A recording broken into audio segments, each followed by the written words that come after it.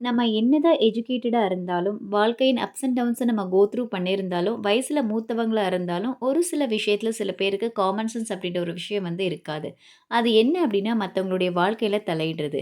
இப்போ ஒருத்தரோட வீட்டுக்கு நம்ம போனோம் அப்படின்னா, ஜஸ்ட் போன பர்ப்பஸ் என்னவோ அந்த ஒர்க்க முடிச்சுட்டு நம்ம வந்துடணும். அத விட்டு இது சொந்த வீடா, வாடகை வீடான்னு கேட்கறது, உங்களுக்கு குழந்தை இருக்கா இல்லையான்னு கேட்கறது, அப்படி இருந்தா வந்து என்ன படிக்கிறாங்க, என்ன மார்க் ஸ்கோர் பண்றாங்கன்னு கேட்கறது, அவங்க வந்து கொஞ்சம் பெரியவங்களா இருந்தா வேலைக்கு போறாங்களா இல்லையான்னு கேட்குறது. ஸோ எல்லாருமே வந்து வாழ்க்கையில ஏதோ ஒரு விஷயத்த நோக்கி ஃபைட் பண்ணிட்டே தான் இருப்பாங்க. சில பேருக்கு வந்து சொந்த வீடு இல்லாம இருக்கலாம். சில பேருக்கு வந்து குழந்தை பேருக்காக கஷ்டப்பட்டுட்டு இருக்கலாம்.